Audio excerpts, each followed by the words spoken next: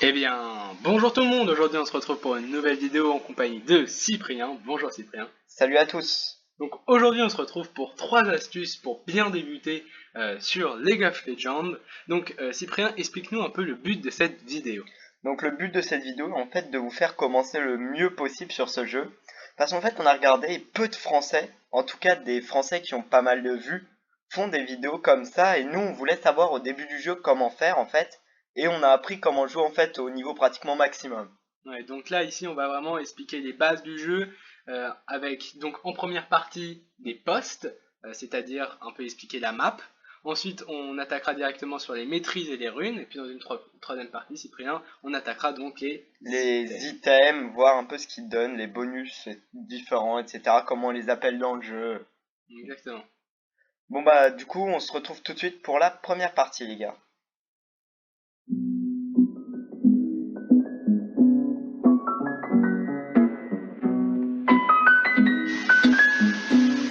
Et donc on se retrouve sur la map de League of Legends donc pour vous expliquer les rôles. Donc tout d'abord sur cette map nous pouvons voir qu'il y a trois routes donc que je monte là avec la souris, une, deux et trois. Donc ces routes en fait vont prendre les 5 postes, donc top, mid, jungle, support et ADC. Donc tous ces rôles on va vous les expliquer mais déjà moi je vais commencer par vous expliquer le rôle du top. Donc le top laner, c'est celui qui va être sur cette lane là que j'ai entouré. Donc le rôle du top laner est de prendre le plus de niveaux possible et d'essayer d'être le plus feed possible. Donc feed est le fait de se nourrir en fait de kill, donc de tuer le champion adverse. Donc vous allez essayer de tuer le plus possible le champion adverse, d'éliminer la première tour, donc vraiment d'être le plus haut level possible. Et si vous voyez un moment que votre mid, donc le mid c'est celui du milieu, s'il a un problème, et si le champion adverse va détruire cette tourelle là et que vous êtes déjà vraiment bien sur votre route, donc sur votre lane qui veut dire la même chose, vous allez pouvoir aller gank. En fait, le fait de gank, c'est d'attendre que le champion soit genre par ici, se cacher dans ces bush là, et du coup d'aller le choper et le tuer, qui va vous donner un peu en fait un feed gratuit. Donc ça c'est le rôle du top. Donc maintenant nous allons passer sur le rôle du jungler. Alors maintenant, on va donc savoir ce que c'est un jungler.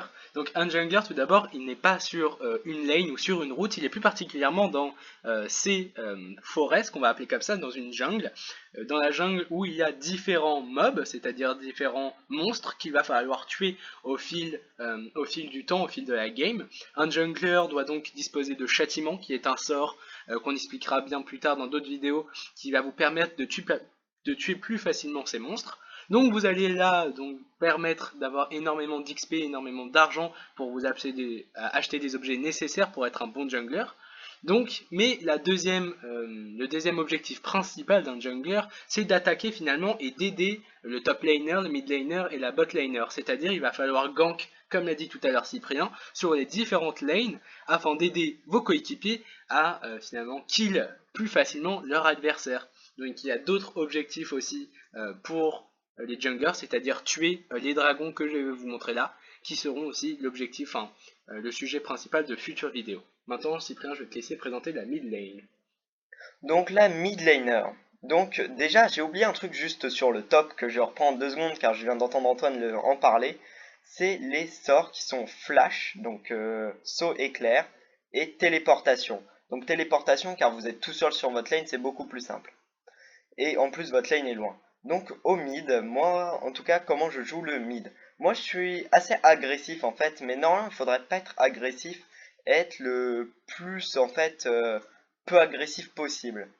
Donc en fait, il faudrait attendre d'être assez haut niveau, de pouvoir acheter des items, faut essayer d'avoir des kills, faut essayer de se décaler sur la bot laner pour essayer de faire des kills. Moi limite c'est comme ça que je le vois, essayer d'être le plus haut niveau s'il la partie un peu comme le top, mais essayer du coup de gank top s'il a des problèmes, bot lane s'il a des problèmes, ou même aller aider en jungle s'il y a des possibilités. Donc après le but aussi est de détruire le plus de tourelles possible au mid et d'arriver en fait le premier à l'inhibiteur.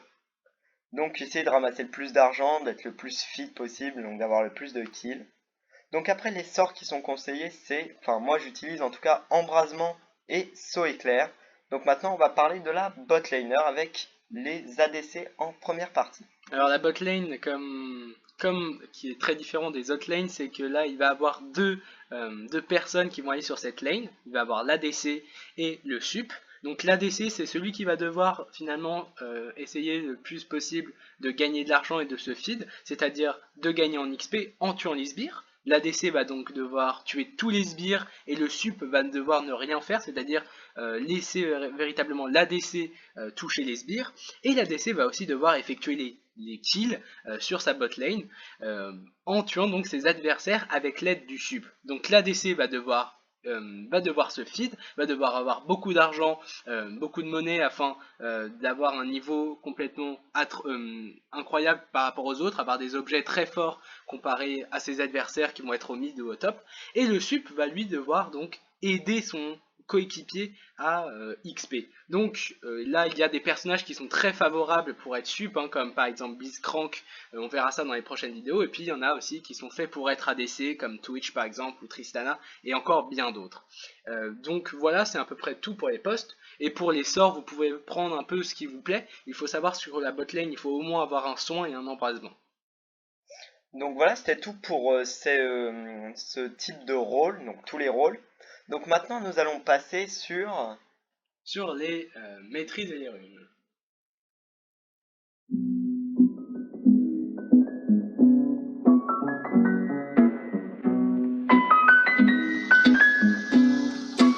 Et bien maintenant, on se retrouve pour les runes, les gars. Donc les runes déjà, c'est assez simple en fait d'y aller.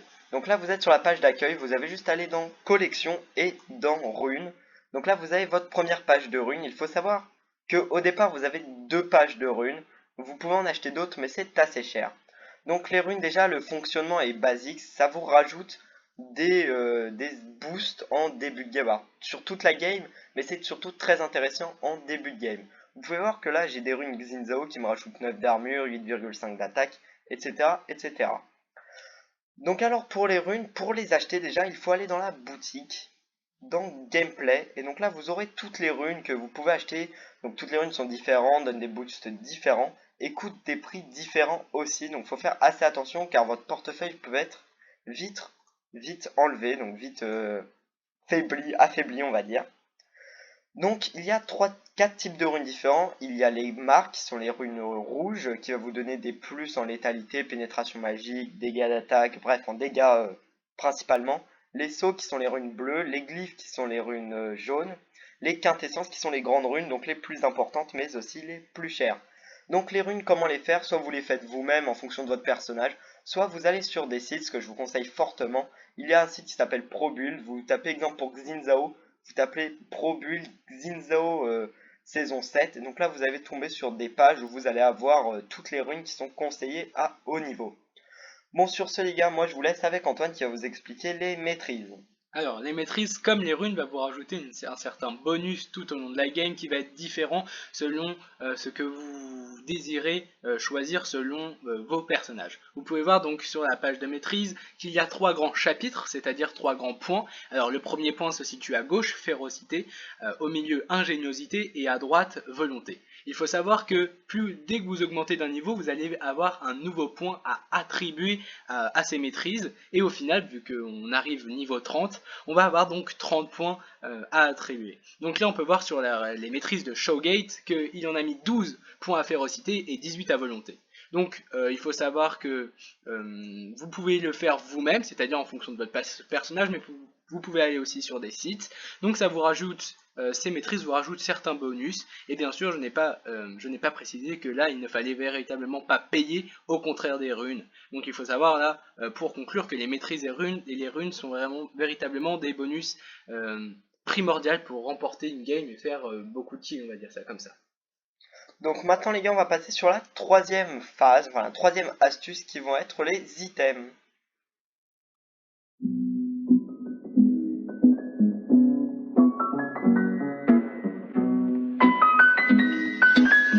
Et Eh bien, on se retrouve ici donc dans le set d'objets qui est une fonctionnalité sur League of Legends qui vous permet de choisir donc votre set d'objets. Et on va vous présenter un peu à quoi servent les items, l'importance des items et donc l'importance de gagner des sous DPE, c'est-à-dire dans une partie. Donc je te laisse commencer, Cyprien. Donc déjà on va commencer en fait avec le début de game. Donc le début de game, on peut voir qu'il y a deux lignes d'objets de départ. Il y a jungle. Donc le début de game jungle, donc il faut acheter cet item là qui est la machette de chasseur, des potions rechargeables, après dépendant de la personne, dépendant de ce que vous aimez. Et aussi le début de game sur les voies, vous pouvez voir des potions de soins, des épées longues, mais encore des abatteurs ou Voilà, encore en fait, d'autres. c'est des objets pas très chers vu que vous disposez de 500 PO au tout début de partie qui sont donnés comme ça. Et donc, avec ces 500 PO, il faut choisir les meilleurs objets pour votre personnage. Donc, on vous conseille véritablement de prendre une potion, non? C'est Ouais. vraiment un primordial pour le début Pour de moi, game. les primordiales pour début de game sont la potion. Et après, moi je prends la lame de Doran, mais c'est des dégâts Voilà. d'attaque. Ensuite, ça fait en fonction du Ensuite, en personnage. fonction du personnage, il y a aussi Donc, l'anneau qui est pas mal, ou même le bouclier. ouais, exactement, on a des objets de défense, donc qui sont des armures, des résistances, des régénérations de PV, qui vont permettre donc plutôt pour les tanks, mais vous pouvez aussi bien sûr les prendre Oui, pour d'autres personnages, hein, ça vous juste rajoute des PV. Donc il y a l'attaque, Cyprien. il y a l'attaque, donc la vitesse d'attaque, donc avec pas mal d'objets, les coups critiques, donc les dégâts, la vol de vie, et la pénétration d'armure, donc qui sont plus pour les personnages utilisant de façon des dégâts d'attaque. Voilà, les assassins, pourquoi pas, les junglers avec la Ouais, bague de ouais, vie les qui est junglers. primordiale. Donc après, il y a aussi la magie, donc avec des réductions de délai, donc très très important, car en fait, toutes vos attaques, donc vous aurez le QWERTY, donc le Q, le W, le E, le R. Et donc en fait, toutes ces quatre choses-là vous seront redonnées plus vite en fait. Donc le mana, qui est très utile pour Les mages, les mages, la régénération de voilà, mana, exactement la même chose. puissance, pénétration magique, très utile Voilà, aussi il faut pour... savoir aussi qu'il y a puissance et dégâts qui sont pas exactement la même chose. Dégâts c'est plus pour les assassins, justement en fonction de votre personnage, et puissance plus pour les mages. Oui, de toute façon, sur votre personnage, en game, vous aurez en fait des objets conseillés. Vous regardez ces objets conseillés si Voilà. c'est de la puissance ou de l'attaque. Donc il y a aussi les déplacements avec des bots qui vous feront aller un tout petit peu plus vite. Et autres avec d'autres choses qui vous donnent un tout petit peu de vitesse de déplacement. Bon bah c'était tout pour cette vidéo les gars. Donc sur ce, moi je vous dis ciao les gars. À la prochaine.